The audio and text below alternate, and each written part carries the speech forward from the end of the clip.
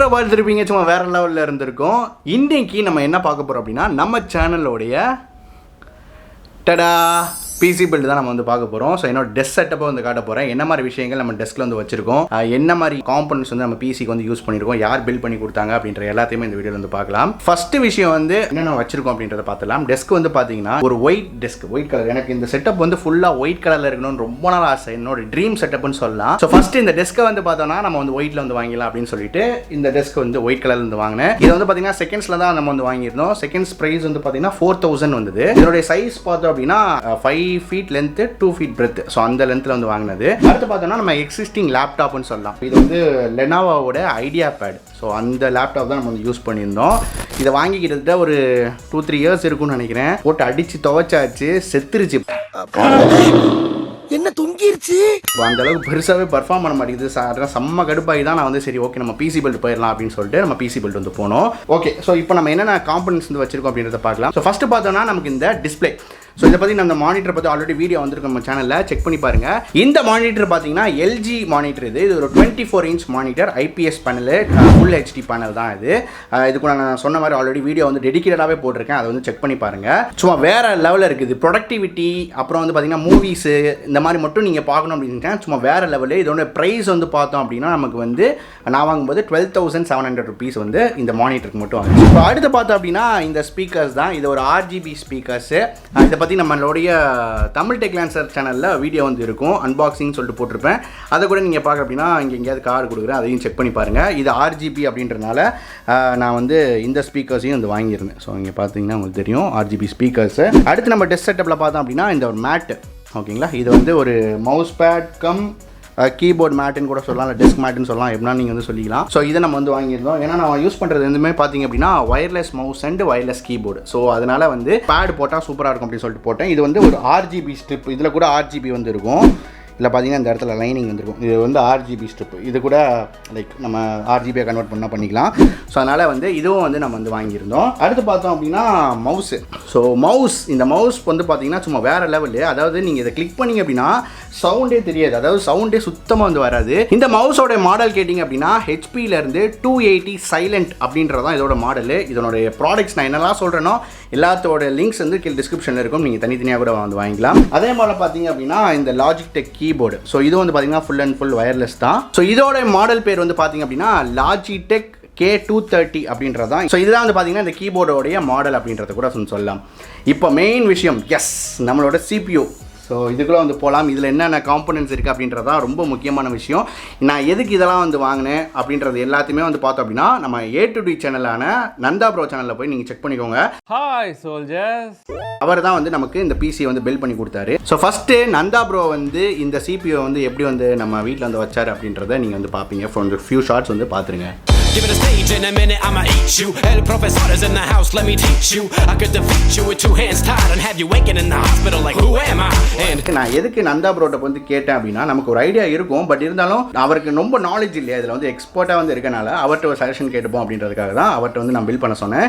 So இதில் வந்து மெயினாக யூஸ் பண்ணியிருக்கிறது கேபினெட் பார்த்தீங்க அப்படின்னா இது ஒரு ஒயிட் கேபினெட். இது ஸோ நான் ஆல்ரெடி சொன்ன மாதிரி எனக்கு ஒயிட் ரொம்ப பிடிக்கும். ஸோ அதனால் கேட்டு எனக்கு ஒயிட் தான் ப்ரோ வேணும், அது எவ்வளோ செலவானாலும் பரவாயில்ல அப்படின்னு சொல்லிட்டு நான் ஒயிட் கேபினெட் வந்து வாங்கினேன். ஸோ அவரும் வந்து வாங்கி கொடுத்தாரு. இது வந்து பார்த்தீங்கன்னா டீப் கூல்லேருந்து வந்த ஒரு கேபினெட் அப்படின்றத சொல்லலாம். ஸோ அடுத்து பார்த்தோன்னா ஸோ இதுலேயும் ஃபுல்லாக நமக்கு பிடிச்ச இந்த ஆர்ஜிபி லைட்ஸ் எல்லாமே சிக்கு சிக்கு சிக்கு சிக்குன்னு இருந்துக்கிட்டு இருக்கு. ஃபஸ்ட்டு இதில் நான் என்ன ப்ராசர் வந்து யூஸ் பண்ணியிருக்கேன் அப்படின்னா Ryzen 5லேருந்து 5600G அப்படின்ற இந்த ப்ராசஸர் தான் நம்ம யூஸ் பண்ணியிருக்கோம்.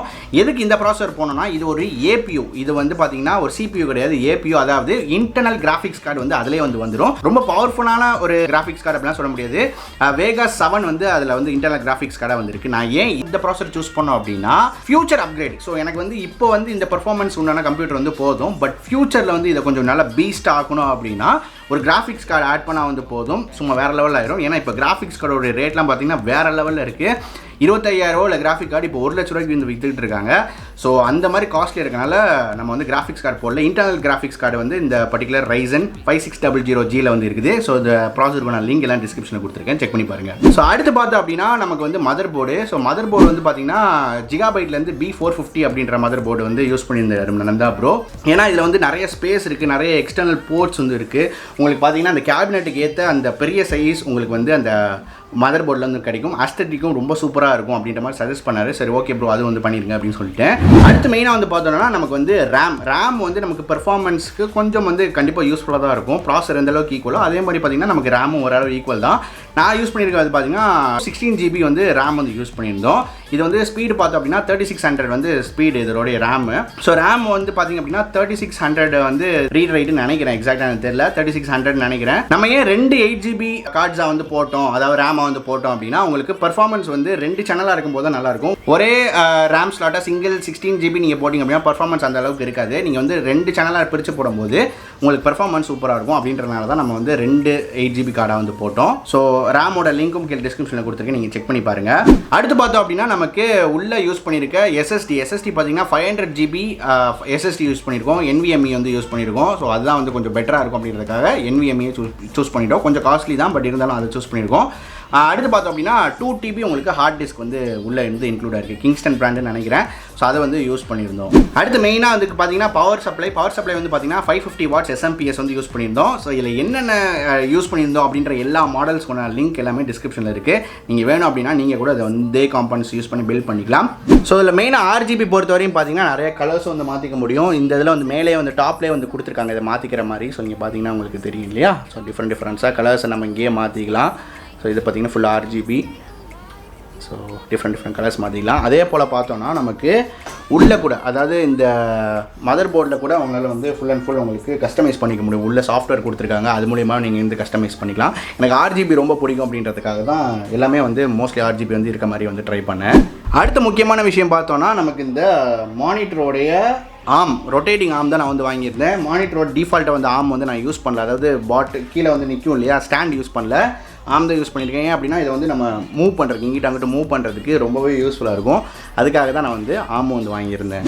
ஓகே, ஸோ இதுதான் நம்மளுடைய ஃபுல் இந்த செட்டப் அப்படின்றது சொல்லலாம். ஸோ உங்களுக்கும் பிசி பில்ட் இந்த மாதிரி பண்ணோம் அப்படின்னு நினச்சிங்க அப்படின்னா நான் பார்ட்ஸ் வந்து டிஸ்கிரிப்ஷனில் கொடுத்துருக்கேன், நீங்கள் வந்து யூஸ் பண்ணிக்கலாம். அப்படின்னா நீங்கள் நந்தா ப்ரோ கூட நீங்கள் வந்து கான்டாக்ட் பண்ணிக்கலாம். ஸோ இந்த வீடியோ உங்களுக்கு பிடிச்சிருக்கும்னு நினைக்கிறேன். உங்களுக்கு இந்த பிசி செட்டப் பிடிச்சிருந்ததா, இல்லை நீங்களும் வந்து பிசி பில்ட் பண்ணுற ஐடியா இருந்தீங்கன்னா மறக்காம கீழே இருக்க கமெண்ட் செக்ஷன் சொல்லுங்கள். மீண்டும் ஒரு வித்தியாசமான வீடியோ அடுத்த வீடியோ நான் சந்திக்கிறேன். நன்றி, வணக்கம். Microphone check, make it a microphone check. Give it a microphone, I make it a microphone dead. Don't step to me, newbie, I could truly be moody. I could have played the fucking Grinch in the movies. I've been a part-time shadow cat, part-time. That is not a guy that I would ever want to try to battle rap. Snap, crackle, pop, my